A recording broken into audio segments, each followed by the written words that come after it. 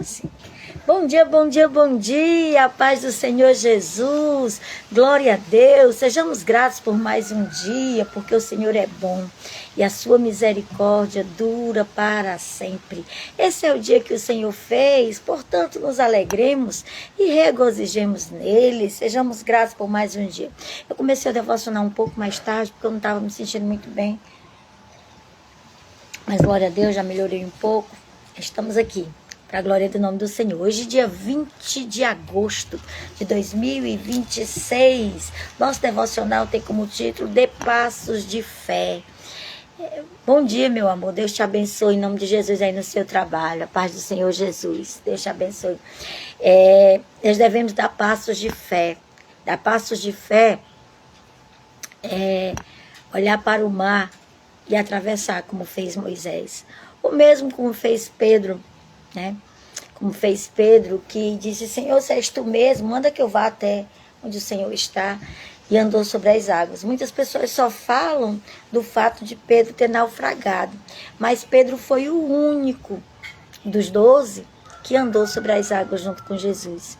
Por mais que ele tenha naufragado por um momento, ele pede ajuda ao Senhor, ele diz: socorre-me, mestre, que estou perecendo. E ele não volta para o barco no braço de Jesus. Ele volta andando sobre as águas. Então Pedro deu passos de fé, legitimamente. E hoje é o capítulo 3 de 1 Timóteo. Glória a Deus por sua palavra. É um capítulo que fala das qualificações dos bispos e dos diáconos. Bispo aqui, sempre que você vê a palavra bispo, é a mesma coisa de presbítero e a mesma coisa de pastor. A palavra bispo no original, ela tem o sentido de alguém que supervisiona, alguém que olha, alguém que cuida. É o significado da palavra bispo. Vem de episcopato, né? E significa exatamente isso. E o bispo aqui era alguém que cuidava, não é um cargo acima dos outros. Por exemplo, cada igreja tinha muitos bispos. Quando Paulo escreve as igrejas, aos bispos que estão na igreja fulano de tal, cada igreja tinha muitos bispos. Por quê? Porque esses bispos, eles eram responsáveis por supervisionar as igrejas que existiam nas casas. Como nós chamamos as coinonias, os PGs, os pequenos grupos. A igreja ela se reunia muito nas casas dos irmãos. E esses bispos eram responsáveis por supervisionar essas obras. Havia uma igreja local, aquela igreja que, tipo como se fosse a sede, todos iam para ali, por exemplo. Havia uma igreja em Tessalônica, mas havia muitas nas casas dos irmãos. E aqueles bispos supervisionavam. Do mesmo jeito em Éfeso, havia uma igreja em Éfeso, mas existiam as igrejas que eram supervisionadas por esses bispos, que eram as igrejas familiares, ou grupos familiares, ou PGs, ou os grupos que se reuniam na casa dos irmãos. Então, esse capítulo 3, ele detalha as regras e o caráter exigidos para esses líderes da igreja cristã, tanto os bispos como os diáconos. Os diáconos eram os do serviço e os bispos eram os supervisores, os que supervisionavam essas casas. Eram os superintendentes, digamos assim. E esse capítulo também ele explica o comportamento correto na casa de Deus. Como deve se comportar alguém que faz parte da casa de Deus. Bom dia, irmã Aurília, paz do Senhor, Deus te abençoe. Paz do Senhor, seja bem-vindo ao nosso Café com Palavra. E o texto destaca que a liderança, ele exige uma vida irrepreensível. Se você quer liderar, é interessante que o capítulo 3, ele começa dizendo assim, fiel é essa palavra. Ele começa dizendo isso. Depois ele diz, se alguém aspira ou almeja o episcopato, excelente coisa almeja. Porém, para isso, existe umas regras, um padrão. Precisa que essa pessoa tenha uma vida irrepreensível, que ela tenha maturidade espiritual, que ela dê bom testemunho familiar antes de qualquer privilégio ou de qualquer cargo. É preciso que antes de ser pastor na igreja, seja pastor em casa. Antes de ser bispo na comunidade, precisa ser bispo em casa. Antes de ser diácono na igreja, precisa ser diácono em casa. Só assim a pessoa está qualificada para exercer o ministério. Bom dia, Bibi, a paz do Senhor, saudade de você, minha linda. Bom dia, irmã Fátima, a paz do Senhor, Deus abençoe a vida de vocês, glória a Deus. Então, o primeiro ponto desse capítulo 3 é os requisitos para bispos ou pastor. Vai do versículo 1 ao versículo de número 7, ao versículo, na verdade, versículo de número 7. E até o versículo de número 9, que já começa a falar dos diáconos, irmãos, nós temos pelo menos 22 características que é exigido para que alguém exerça o ministério. Pelo menos 22. Nós não vamos detalhar aqui, que ontem o nosso vídeo já levou 50 minutos. Eu não quero que isso aconteça hoje, quero que seja um pouco mais rápido. Então, eu não vou usar cada um deles aqui para exemplificar. Mas eu queria muito que você lesse esse texto e pedisse ao Senhor para lhe dar o discernimento necessário. Bom dia, irmã Neta, a paz do Senhor. Então, a primeira exigência para ser um bispo, um pastor, um presbítero ou um diácono, é que ele tenha bom caráter. Primeiro aqui dos bispos, ou pastores, ou presbíteros, que ele tenha bom caráter. E esse bom caráter, essas características que estão aqui: marido de uma só mulher, sóbrio, modesto, temperante, apto para ensinar. Tudo isso está dentro do caráter, desse bom caráter que o texto exige. Aí ele exige que a pessoa tenha equilíbrio pessoal. O que é esse equilíbrio pessoal? Versículo 3, não dado ao vinho, não violento, cordato, inimigo de contendas, não avarento. É equilíbrio pessoal. Para ter equilíbrio pessoal, você não pode ser um beberrão. Você não pode ser alguém que tem alguma dependência. Não. Também não, quem tem equilíbrio não é violento. Uma pessoa que exerce autoridade na casa de Deus não pode ser violento, né? Dentro de casa, com a esposa, com os filhos, com os amigos. Bom dia, irmã Eliane. Bom dia, irmã Paulinha. A paz do Senhor. Deus abençoe. Aí a terceira coisa, ser um exemplo na família. Ele precisa ser um exemplo na família. Versículo 4. Que governe bem a sua própria casa, criando os seus filhos sob disciplina, com todo respeito.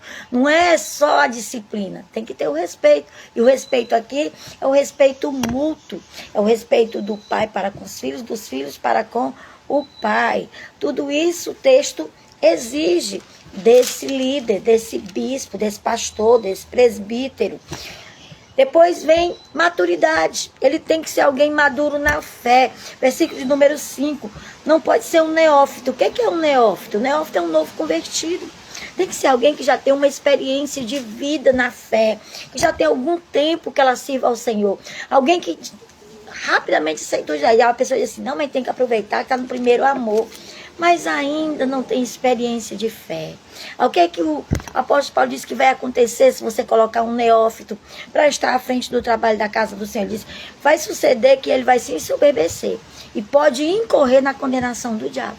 Essa pessoa vai se orgulhar, essa pessoa vai se achar, porque ela ainda não aprendeu o que é servir a Deus de verdade. E por último, ele exige que essa pessoa tenha boa reputação. Versículo de número 7. É necessário que ele tenha um bom testemunho dos de fora. Não é nem só dos de dentro. Tem que ser bom testemunho da família, mas tem que ter também dos de fora. Nós conhecíamos um pastor Paulo Cunha, que quando ele ia levar alguém ao diaconato, ele perguntava primeiro aos familiares, depois ele vinha e perguntava aos vizinhos. O que os vizinhos diziam daquela pessoa. Só então ele era levado ao diaconato.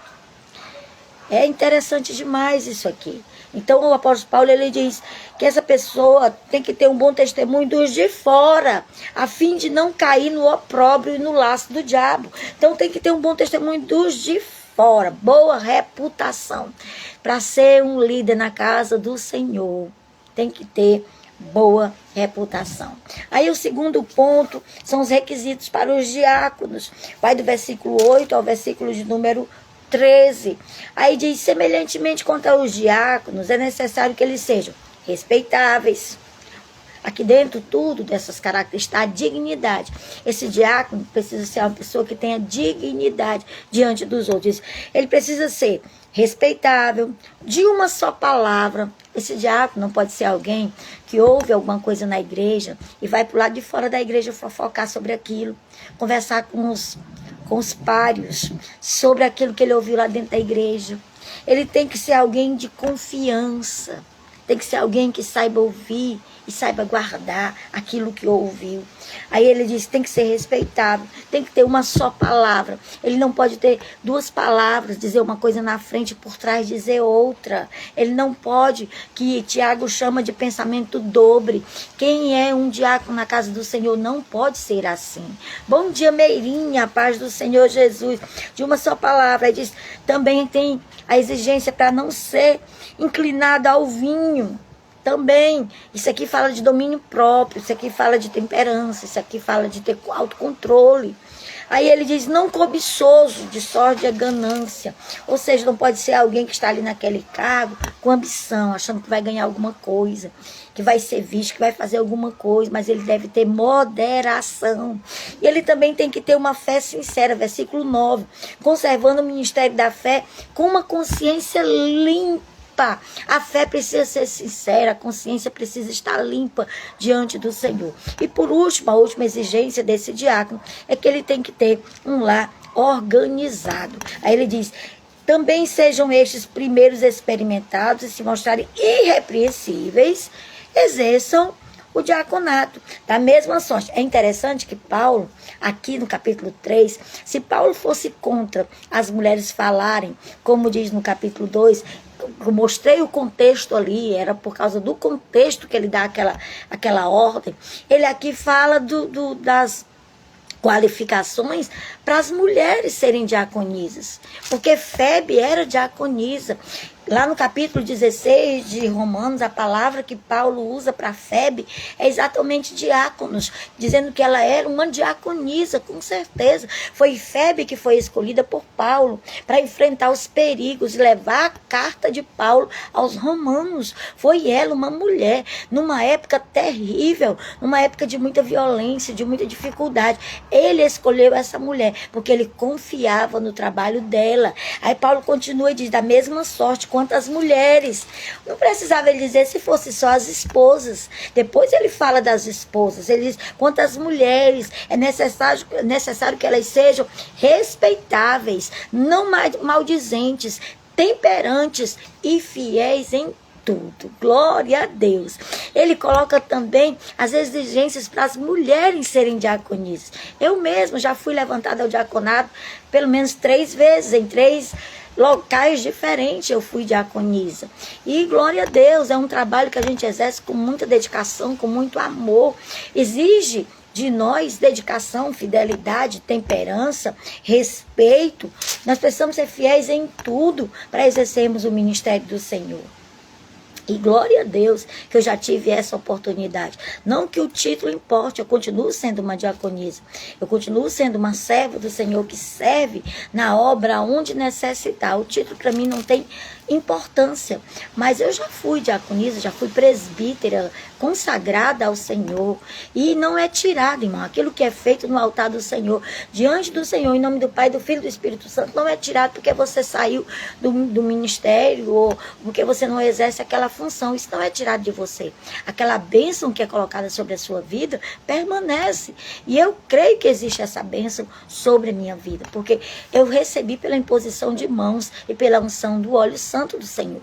Então eu sei que existe essa bênção. Então não me preocupo muito com isso. Aí depois ele vem e fala sobre os deveres das esposas. Você vê como o parênteses foi para as mulheres diaconisas. Aí no versículo 12 ele já diz assim, o diácono seja marido de uma só mulher e governe bem os seus filhos e a sua própria casa, pois os que desempenham bem o diaconato alcançam para si mesmos justas preeminência e muita intrepidez na fé em Cristo Jesus. Glória a Deus. E a última parte do texto, Paulo fala do comportamento na casa de Deus, que aí vale para todos.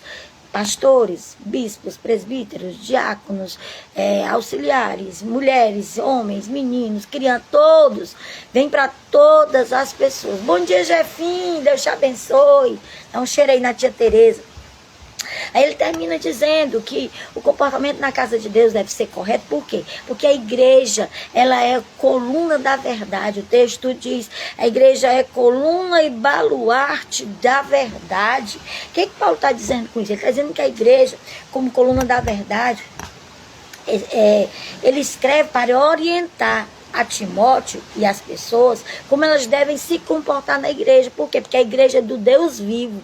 E é o Deus vivo que sustenta a verdade. Por isso que a igreja é coluna, baluarte da verdade. Porque ela é o Deus vivo, que a igreja do Senhor pertence a Ele, ao Deus vivo. E é Ele quem sustenta a verdade dentro da igreja.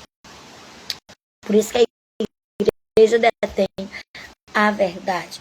Aí ele termina falando sobre o ministério da piedade, versículo de número 16. E ele diz que o capítulo ele encerra com ele cantando um hino. Essa parte que ele cita aqui é um trecho de um hino que eles cantavam na época.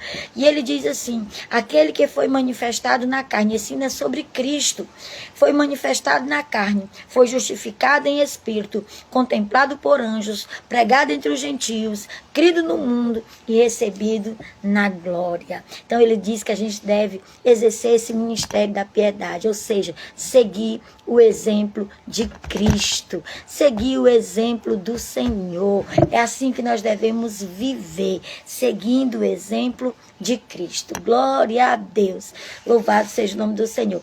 A irmã Neta e uma outra pessoa pediu para participar do vídeo ao vivo. Vocês querem falar alguma coisa? É isso? Se é, vocês confirmem comigo aí para que eu possa colocar vocês também ao vivo. Bom dia, irmã Yolanda, a paz do Senhor, Deus abençoe sua vida. Então esse é o capítulo 3, né, da carta de Paulo a Timóteo, a primeira carta de Paulo. E as aplicações desse capítulo, esse capítulo, irmãos, ele vai muito além de cargos ou títulos religiosos. Esse capítulo ele serve como um espelho para cada um de nós, um espelho para a nossa vida, para o nosso caráter, para as nossas relações familiares e para a nossa integridade no geral. Esse capítulo ele serve para isso, para que a gente use ele como um espelho. Será que a minha vida está desse jeito aqui? Será que se eu for analisar, eu passo em todas essas 22 características exigidas aqui pelo apóstolo Paulo para me exercer algum cargo de liderança? Então, tá para todos nós, não é simplesmente para líderes, ou para pastores, ou para diáconos, mas para todos nós. Então, a primeira aplicação desse texto para as nossas vidas é: cuide primeiro do seu lar. O apóstolo Paulo exige aqui que os bispos governem bem as suas próprias casas, que amem suas esposas, que criem seus filhos com dignidade e disciplina, com respeito, que não sejam violentos, que não sejam grosseiros dentro de casa. Então, cuide primeiro do seu lar. O texto ele deixa muito claro que o seu primeiro ministério é a sua família. Amém, irmã Neta? Glória a Deus. É a sua família é o seu primeiro ministério, é a sua primeira igreja. Ontem eu citei que eu estava escutando o pastor Mac Anderson pregando, que ele falou até sobre a estatística dos crentes do Brasil. Eu estava escutando outra pregação dele, e ele disse que ele fez um encontro de casais em Águas de Lindóia, que sempre o pessoal faz encontro de casais ali naquele município, né? Em Águas de Lindóia. E ele disse que ali estavam os líderes da igreja dele, alguns dos líderes da igreja dele. Quando terminou o encontro, por volta de 11 horas do domingo pela manhã, ele disse assim: olha, agora vocês vão aproveitar esse espaço. Vocês pagaram por isso aqui. Então, vocês pagaram pelo clube. Então, vão aproveitar a piscina, vão aproveitar as esposas de vocês, os esposos de vocês. Vão aproveitar ao máximo esse espaço aqui. Se eu chegar na igreja, tiver algum de vocês aqui, eu mando voltar. E ele disse que muita gente se escandalizou por ele ter dado esse conselho àqueles irmãos. Ele disse, vocês têm a igreja todos os dias. Vocês têm culto, lá na igreja dele funciona dia de quarta e domingo, 2 vezes no domingo e na quarta-feira à noite.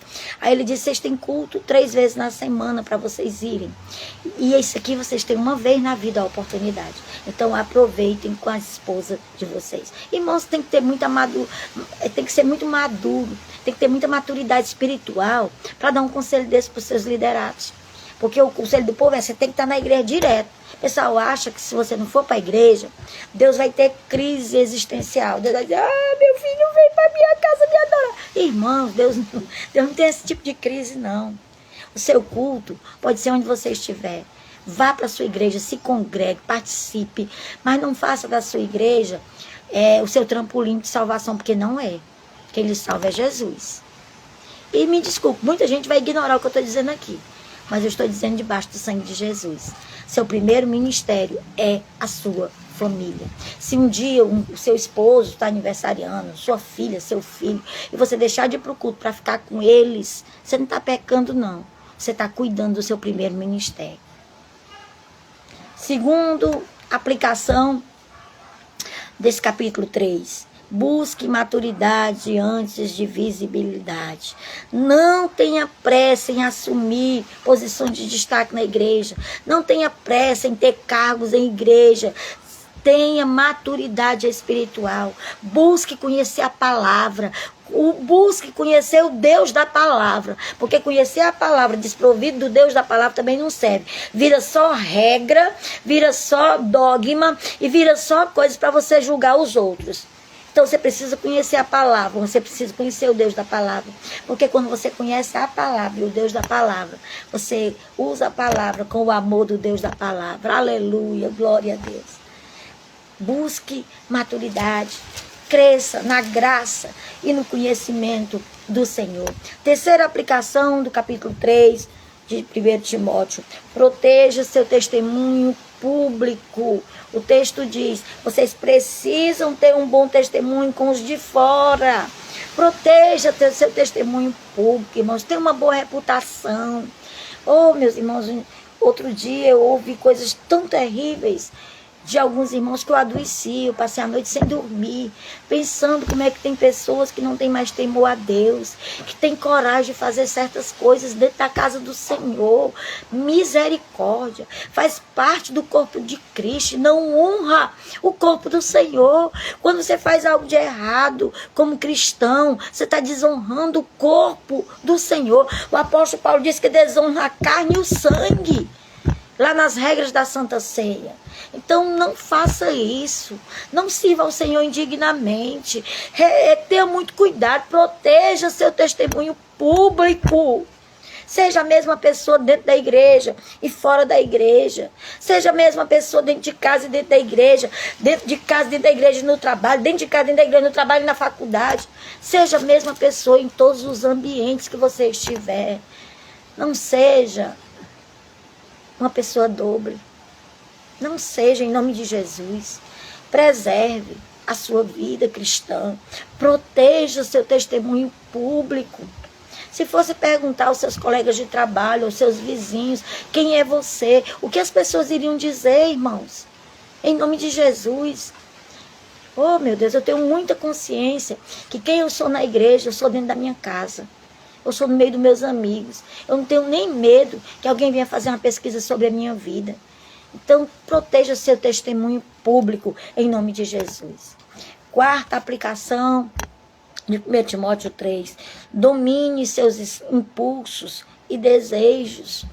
Nós precisamos ter domínio próprio.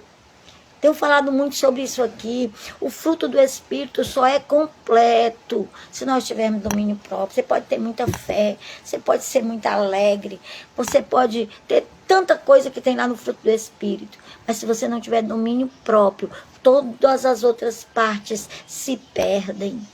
Elas se perdem, porque o domínio próprio é a casca, é o que sustenta o fruto do Espírito. Eu imagino que seja uma laranja com vários gumes. Cada gumezinho desse é uma parte do fruto. Mas a casca é que protege esses gumes no lugar.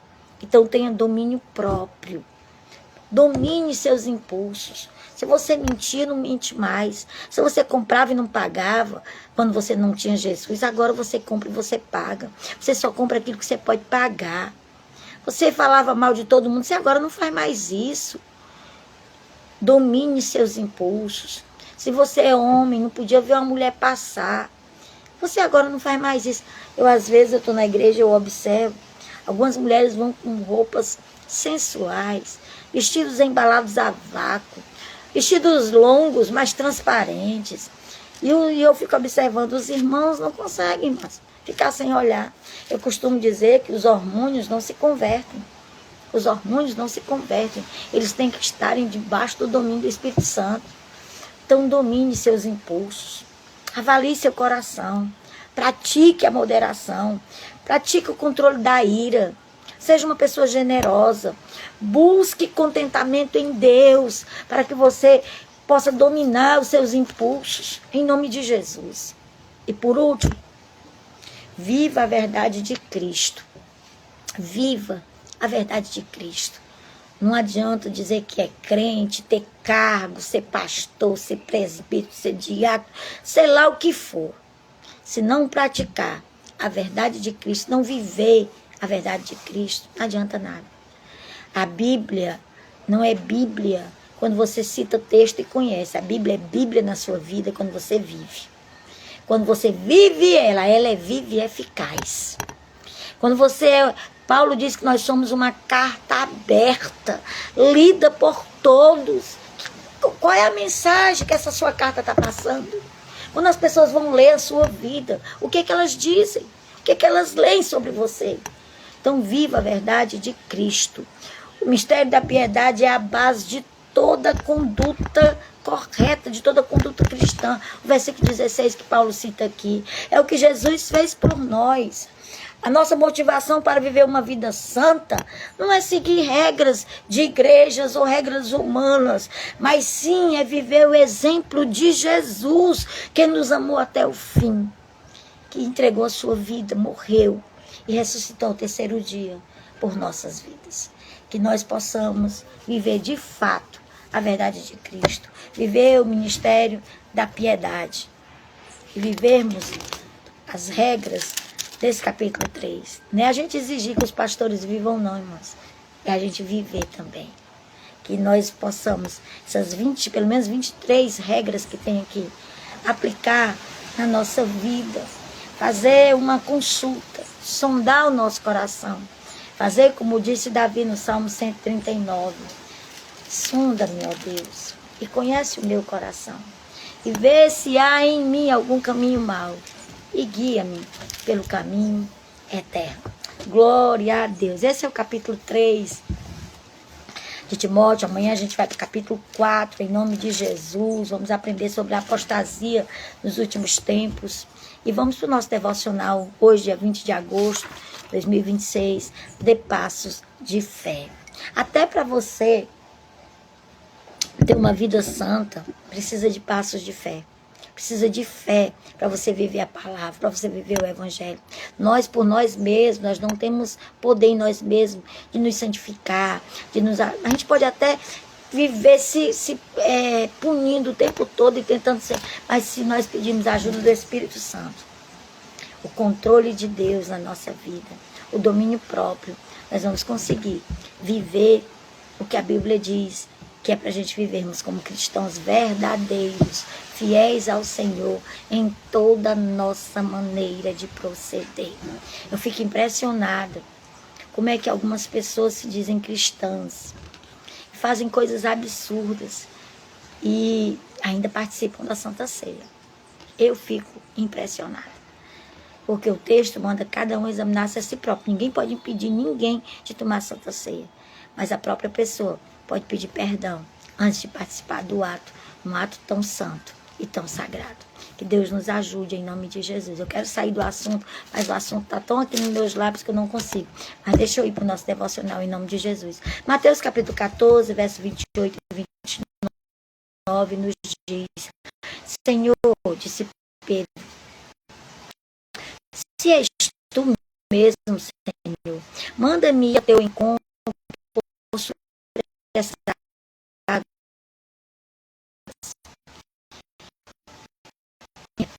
Senhor Jesus. Pedro saiu do barco, andou sobre a água,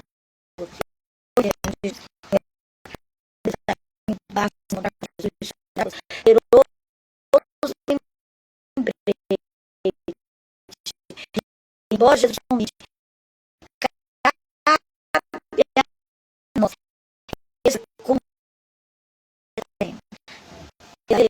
nos vida da inteira, que vamos da mesma maneira, Pedro tem fé suficiente, você não tem fé suficiente para sair do barco. Embora ele nos convide, cabe a nós escolher como responderemos. Pedro ignorou o medo, ele ignorou a dúvida, ele colocou o pé na água, irmãos, pois não sabia que a palavra do Senhor não falharia. Ele sabia que a palavra de Jesus não ia falhar. Quando Jesus disse, vem, ele foi. Ele deu o primeiro passo sobre a água. Irmãos, eu ia precisar de muita fé para fazer isso. Eu não sei nadar e eu tenho muito medo de água. Eu ia precisar de muita fé para me dar esse primeiro passo. Assim como Pedro, nossa tarefa é dar o primeiro passo, porque quem nos manterá de pé, andando sobre as águas, é Jesus. É Jesus. É por ele, por causa dele, aleluia. Não se engane. Uma entrega intermediária não desfrutará dos milagres extraordinários de Jesus. Você só vai viver o extraordinário no dia que você decidir entregar tudo. Eu tive uma experiência extraordinária com Deus, que eu não me esqueço jamais. Eu tive várias experiências. Isso serve muito para manter a minha fé em tempos difíceis, em tempos de crise, em tempos de dúvida. Aí essa fé se firma por essas experiências que eu tive com o Senhor Jesus. Tive muitas, desde criança. Deus me deu muitos livramentos de morte. Deus fez muita coisa na minha vida, mas tem uma experiência que eu tive com Deus que eu não tenho como esquecer jamais. Eu não sei se eu já compartilhei aqui com vocês, mas eu já cozinhei 30 dias com bujão vazio, depois de uma oração. Essa experiência não tem como sair da minha mente, da minha memória, do meu coração. Foi o Senhor que fez. E eu precisei de muita fé para viver cada dia daqueles. Na madrugada, antes de eu me levantar, sempre minha dúvida, será que hoje vai continuar funcionando esse fogão?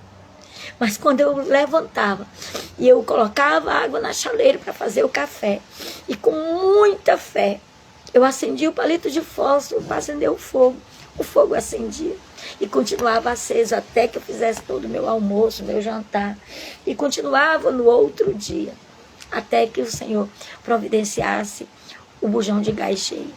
Mas até aquele período de 30 dias, eu cozinhei com gás seco, para a glória de Deus e para a experiência da minha vida, para mim jamais esquecer quem é o Senhor que eu sirvo. Ali foi o meu passo de fé sobre as águas. Teve muitas outras experiências que eu vivi com o Senhor, de avião caindo, afogamento. Mas essa experiência de cozinhar 30 dias com bujão seco, foi o meu andar sobre as águas todos os dias. Foi o olhar para Jesus e seguir andando sobre as águas. Então não se engane. Se você não tiver uma entrega total, se a sua entrega ela for intermediária, você jamais vai viver os milagres extraordinários que Deus tem para você viver. Você só vai viver isso quando você entregar totalmente o comando da sua vida, o controle da sua existência, da sua racionalidade, nas mãos do Senhor Jesus. Pedro se pôs em risco. Ele entregou-se completamente e ele viveu o sobrenatural. Entretanto, no instante seguinte, sua fé se abateu. Quando ele começou a olhar, acho que Pedro começou a pensar assim, o que eu estou fazendo aqui? Eu estou ficando doido. Talvez ali fosse a parte mais profunda do Mar da Galileia, porque era alta madrugada. Então ele já estava na parte mais profunda tentando pescar. E eu acredito que Pedro olhou assim, o que eu estou fazendo aqui? Aí sua fé se abateu e ele afundou. Isso destaca a importância de sermos constantes na caminhada. De não parar de olhar para Jesus, o autor e o consumador de toda a nossa fé. Fique atento, pois o inimigo tentará abalar sua fé. Sabe, quando algo que exige que você simplesmente creia que humanamente é impossível, vão aparecer coisas para dizer que não vai dar certo. O inimigo vai tentar abalar sua fé de alguma maneira. Portanto, continue olhando para Jesus, o autor e o consumador de toda a nossa fé. Aleluia. Bom dia, irmã Rosimeire, a paz do Senhor. Deus te abençoe. Então ele lançará dúvida na sua mente para que você desista, tirando seu foco do alvo, para que você se perca no meio da caminhada. O principal objetivo de Satanás, irmãos, é tirar o céu de você. Porque ele não vai mais voltar para lá. Ele sabe disso. Ele já morou lá.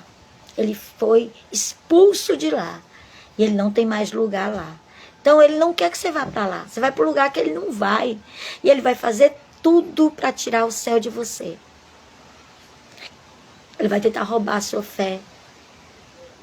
Ele vai tentar roubar a palavra do seu coração. Para que você não permaneça no foco. Com os olhos olhando para Jesus, o autor e o consumador de toda a nossa fé. Preste atenção. Pedro já estava vivendo o milagre. Ainda não ia viver não, irmãos. Ele já estava vivendo o milagre. Já estava acontecendo. Ele já estava andando sobre as águas. Mas por perder o foco, por tirar os olhos de Jesus, por olhar para as circunstâncias ao redor, por causa que ele olhou para as tempestades, para as águas, para as coisas que estavam ali ao redor dele, ele começou a afundar. Jesus continuava vindo. Pedro estava indo ao encontro de Jesus. Mas por um momento ele tirou o olhar e ele começou a afundar. O mais difícil ele já tinha feito. Era dar um passo de fé, era pisar primeiro na água, era andar na água. Ele já tinha feito. Já tinha feito o mais difícil. Ele já tinha saído do barco. Mas ao sentir o vento, ao olhar para aquela água, começou a afundar. Então, em meio ao desespero, ele clamou: Senhor, salva-me, ajuda-me. E imediatamente o Senhor separou a sua mão, segurou a sua mão e lhe disse: homem de pequena fé, por que você duvidou? Ainda recebeu uma reprimenda de Jesus. Por que você duvidou, Pedro? Assim pode também acontecer na minha vida e na sua vida. Pode acontecer na nossa vida. Às vezes, você até começou bem a caminhada com Jesus, mas o foco das circunstâncias levou a dar a passos com medo. E você pode ter começado a afundar por causa do medo, do pecado, da falta de confiança. Tudo o que você precisa hoje é clamar a Jesus. Clame a Jesus, ajuda-me. Ajuda-me, porque eu estou perecendo. Com certeza, ele vai lhe estender a mão como ele estendeu para Pedro. E trará a superfície em segurança. Não perca seu foco em Jesus. Fixe seus olhos nele. Ele é o autor e o consumador de toda a nossa fé. Aleluia! Dê passos de fé hoje, nesse dia 20 de agosto de 2026, para a glória do nome do Senhor. A frase do nosso devocional hoje é: com fé, o distante se torna próximo, o impossível se torna possível. Porque quando nós temos fé, tudo é possível ao que? Crer. E é impossível alguém sem fé agradar a Deus. Só dá para agradar o Senhor se nós tivermos uma fé atuante nas nossas vidas. E a palavra de hoje é fé.